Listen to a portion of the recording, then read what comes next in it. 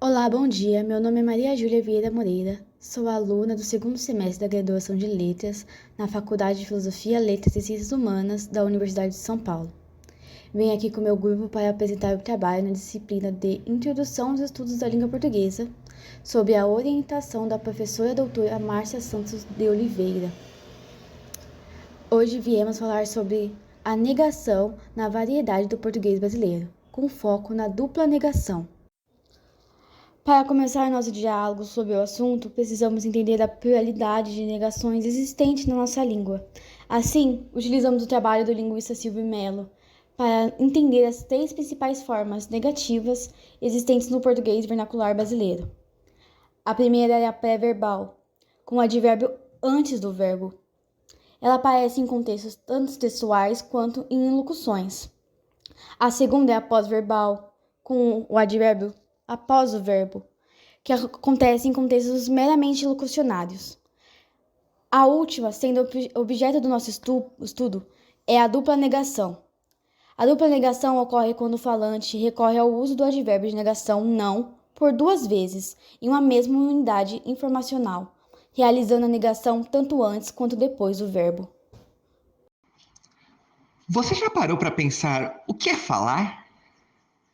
Tá bom, a resposta mais óbvia é produzir uma série de sons com umas coisinhas que nós temos próximo à garganta, chamadas cordas vocais, que depois é amplificado pelos ressonadores e ganha forma a partir dos articuladores, emitindo imagens acústicas que no nosso cérebro tornam-se signos.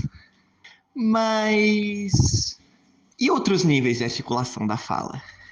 Nós dizemos coisas que estão no mundo, nós comparamos aquilo que nós dizemos com o que existe no mundo ao nosso redor. Isso pode ser uma hipótese, caso nós estejamos pensando em formas de conferir a verdade ou falsidade do que nós dizemos. Mas aí nós temos um problema. E quando nós dizemos coisas que não podem ser comparadas com a realidade ao nosso redor para saber se elas são verdadeiras ou falsas? O que são então esses enunciados? Foi se colocando esse tipo de pergunta que o filósofo da linguagem, John Austin, começou a desenvolver suas teses sobre atos de fala e deu origem à teoria que nós, no nosso trabalho, estamos utilizando para analisar a dupla negação no português brasileiro.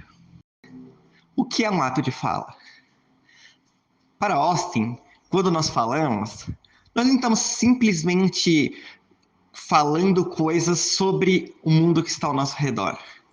Ou seja, para ele a linguagem não é algo passivo em relação à realidade, mas, de acordo com ele, nós criamos coisas a partir do momento em que falamos.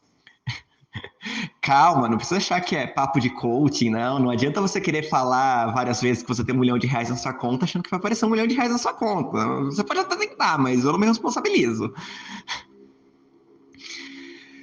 Austin diz que nós criamos coisas quando falamos a partir do momento que nós proferimos frases como: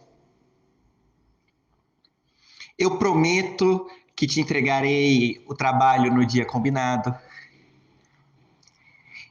Eu vos declaro marido e mulher. Ou algo como: eu não gosto de dias frios. Então você pode se perguntar agora, tá, mas o que essas frases têm a ver umas com as outras? Bom, quando um padre, um juiz ou qualquer outra pessoa autorizada diz a frase eu vos declaro marido e mulher ou eu vos declaro casados perante a lei, ele não está dizendo, narrando sobre um casamento que teria acontecido previamente, mas sim são essas palavras que estão criando aquela realidade que ele está proferindo. São as palavras que fazem o casamento. E elas não descrevem um casamento feito anteriormente.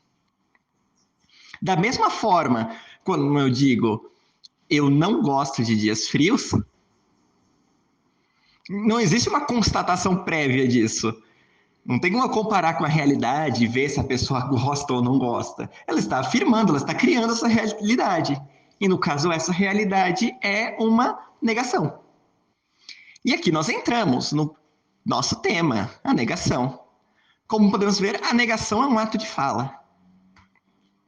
Depois de Austin, muita gente desenvolveu a ideia de ato de fala até chegarmos à teoria da fala em atos, que vai tratar não somente as ilocuções que criam realidades no mundo como atos de fala, mas qualquer unidade ilocucionária, ou seja, qualquer unidade carregada de sentido como um ato, uma ilocução. Uma unidade é carregada de sentido a partir do momento que ela pragmaticamente, ou seja, não só com o sentido semântico, ou seja, o significado das palavras, mas com o sentido contextual, ou seja, a sua pragmática, o contexto no qual ela está inserido, ela está transmitindo uma unidade de significado.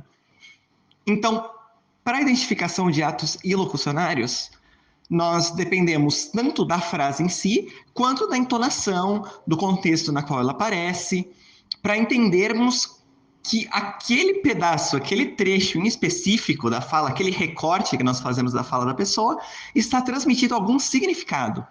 E foi a partir dessa teoria que um grupo de linguistas italianos, liderados especialmente por Emanuela Cresti, criou o Seoral, ou Choral, que era um corpus gigantesco, ou, a depender do ponto de vista, várias corpora, de fala espontânea. No caso original da língua em italiano, para desenvolver pesquisas a partir desse corpus ou dessas corpora. Pesquisas sobre a fala como ela acontece, ou seja, sobre a fala em ato. E nós no Brasil temos, inspirado neste Choral original, temos o Choral Brasil. O Choral Brasil conta com várias corpora de conversas gravadas em contextos informais que servem de banco de dados para pesquisa sobre a fala do português brasileiro. Silvio Melo, que nós utilizamos como referências, tem como base de dados para sua pesquisa negações retiradas do Choral Brasil. Sendo assim, em nosso trabalho sobre a dupla negação no português brasileiro, nós seguimos a teoria da fala em atos e acompanhamos a metodologia do Seoral Brasil. Para nos servir de corpus, nós realizamos uma gravação com uma falante nativa do português brasileiro e utilizamos para transcrever essa fala o programa Elan. Então, com o Elan, que é essa ferramenta de transcrição e anotações para gravações tanto em áudio quanto em vídeo, que fizemos nossa transcrição, a nossa gravação. Essa gravação demorou um pouco para sair, porque nós não estávamos conseguindo extrair essa dupla negação dos nossos voluntários. A gente tentou por um tempo a gravação de uma conversa espontânea mesmo, porém não tivemos sucesso. Então, nossa segunda tentativa, nossa segunda ideia foi propor um jogo, entre aspas, tentando induzir o uso da dupla negação. O jogo era basicamente o nosso voluntário tinha que convidar a gente para uma ida ao shopping, porém a gente sempre negaria. Então ele tinha que tentar convencer a gente só fazendo perguntas. E não tivemos sucesso, não apareceu nenhuma dupla negação aí. Então a gente pensou que a gente realmente teria que ir para a gravação de uma fala ensaiada mesmo, porque a gente não tinha mais tempo.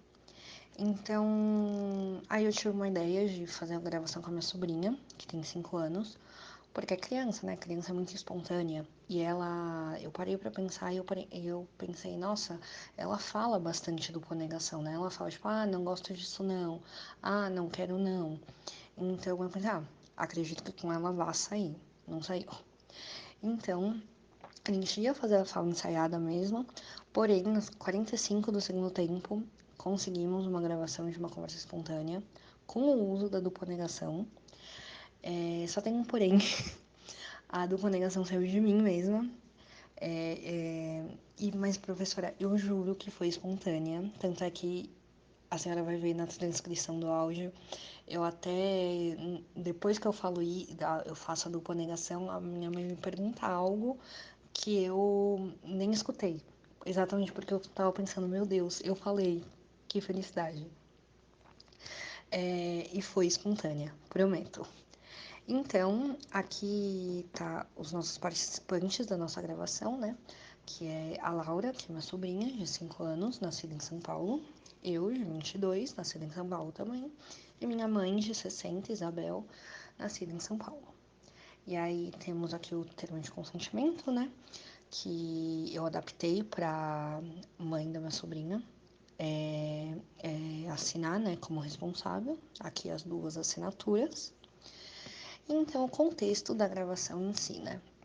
Bom, a minha sobrinha tinha acabado de chegar da escola e ela pediu para fazer leite com Nescau. E minha mãe estava sentada na mesa da cozinha, mexendo no celular, e eu estava ajudando ela, não ajudando, supervisionando, né? Porque é aquela coisa, né? A gente quer incentivar a autonomia na criança, essas coisas. Então chegou uma hora que ela estava colocando, né? Pegando o pó com a colher, colocando no leite. Só que ela começou a fazer bagunça, né? E aí foi numa dessa que eu tava chamando a atenção dela que eu falei a dupla negação. Falei, não faz isso não. E como eu falei, depois que eu falei isso, eu travei e aí minha mãe me perguntou algo e eu só tava pensando, pera, eu falei mesmo isso? Tá certo? E aí foi isso. E agora vocês vão ver a transcrição, o áudio e a transcrição desse áudio. Desse áudio não, dessa fala, né? Vou lá numa festa com o pessoal da Gabi. Não, não faz isso não. Não, não faz isso não. Não, não faz isso não. Então, nesse trecho, temos 6 segmentos prosódicos. Vou lá numa festa com o pessoal da Gabi. Não, não faz isso, não. Sendo que isso corrobora os estudos de Silvio Mello, é mais um exemplo dos estudos de Silvio Mello, de que nós, na nossa variedade do português, fazemos o uso de dupla negação. Sendo que nesse trecho, as unidades tonais estão bem demarcadas e a gente tem uma entonação paulistana. Essas são as referências que usamos para o trabalho. Esperamos que tenham gostado. E eu, Ana Luísa e Maju, agradecemos o tempo dedicado a assistir esse vídeo. Obrigada.